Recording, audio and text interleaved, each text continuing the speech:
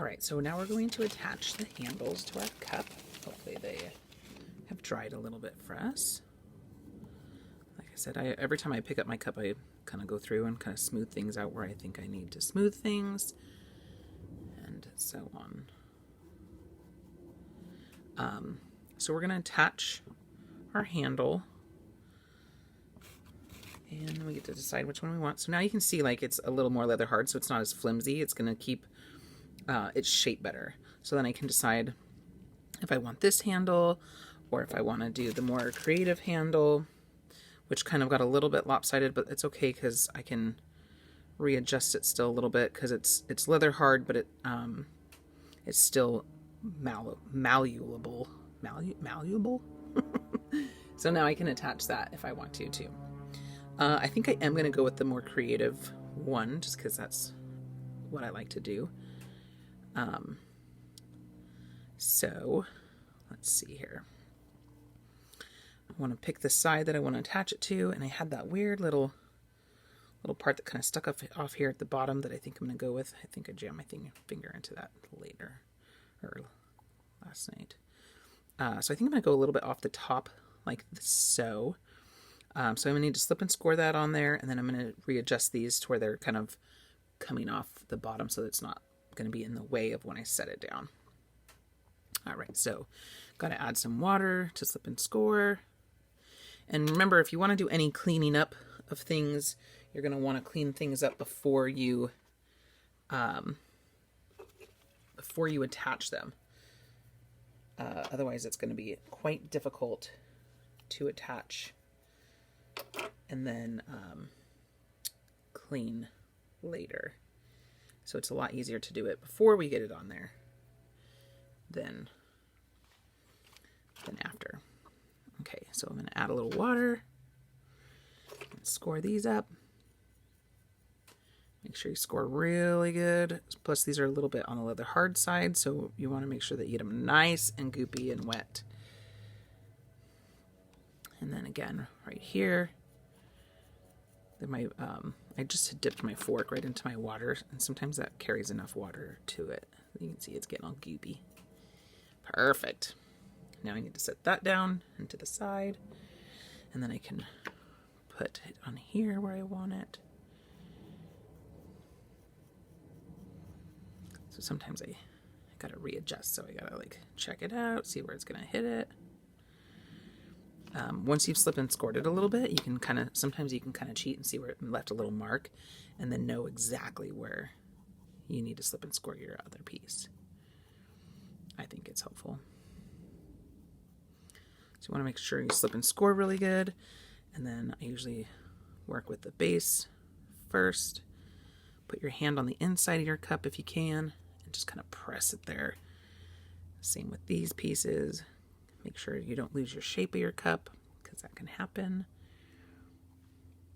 And then just double check that it's the style of handle that you want.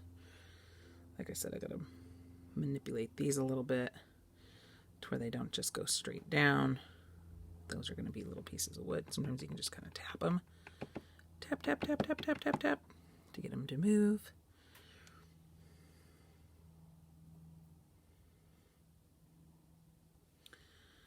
And then kind of adjust things as you need.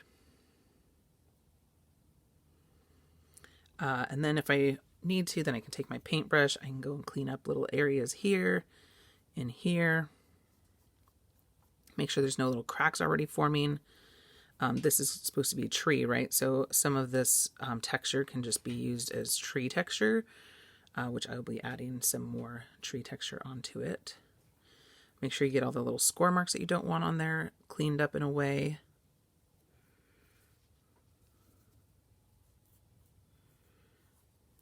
Paintbrushes work really good for this, cleaning up these little goobers. Okay, so then there's my handle, and it's a little not like heart-shaped now that I've actually put it on here, but I can readjust it a little bit too as it's here and get it a little bit more heart-shape-ish. It just has a better flow when you put your handle in it when it's kind of a heart shape, half heart shape, like we talked about last time. Okay, so now my handle is attached. So now I can add any little embellishments I want to on that. Now would also be a good time to trace on some little pieces. So I wanted this to be kind of a tree, right? So I was thinking about adding some little like poofs of tree-ness. I don't know. I might have to play with that a little bit. Maybe I'll think about how I want to add that. If I want to add it more like little veils. More like that kind of tree. Or do I want it to be more cartoon-like? Oh, I'm going to have to think about this. Okay, so I'm going to think about that while I trace on some of my other pieces. Okay, so I've already got some images that I really liked. I'm going kind of cartoonish, so I might so I have a couple of other little dinosaurs that I liked. Just kind of fun little things, but I'm going to show you how to do one.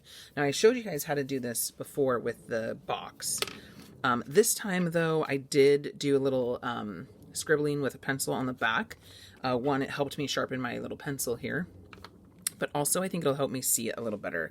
So I want this guy to be flying towards the tree. So I'm thinking I'm going to do something like here.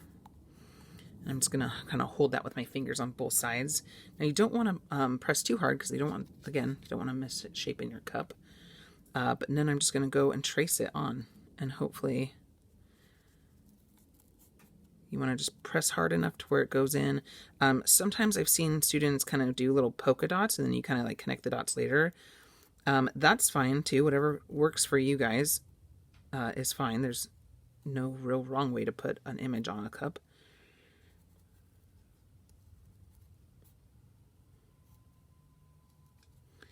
So I'm just going through and tracing it on. Sometimes it pokes through the paper and sometimes it doesn't, and that's okay. I think I'm going to not do his feet. I think it'll look cuter with no little feet there, or maybe I'll do some stick feet. I wasn't real impressed with his feet coming off of there. And you can kind of see, like, sometimes I'm going off the tracing of it a little bit, and that's okay. You can fix it once we start carving it. Or maybe you like it, and it's fine.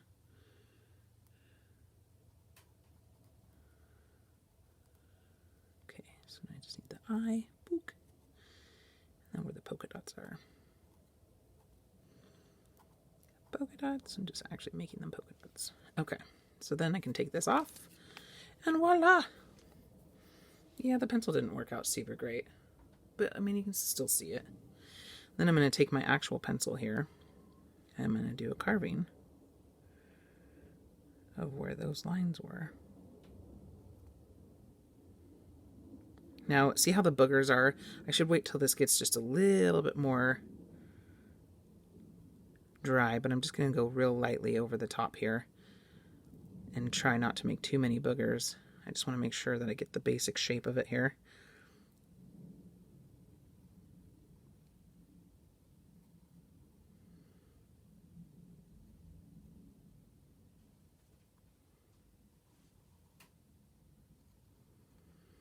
Okay.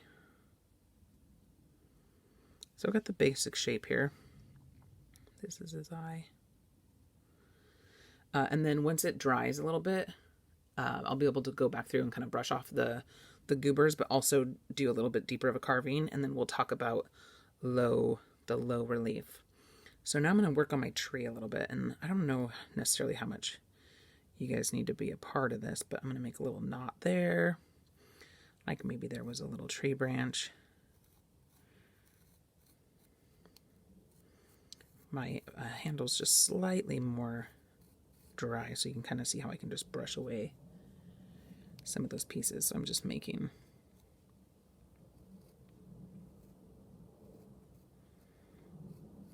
maybe I'll do another little knot here.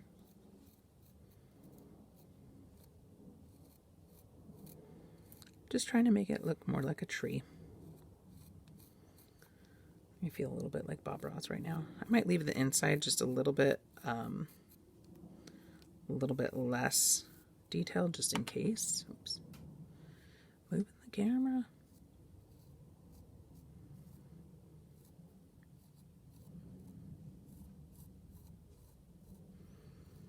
trying to make it look like bark in a way. Not going too crazy. Sorry, when I get sing-songy, I spent a lot of time with a 6-month-old.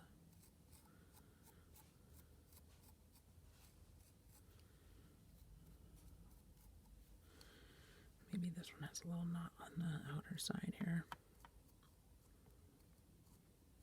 My pencil keeps hitting the computer here.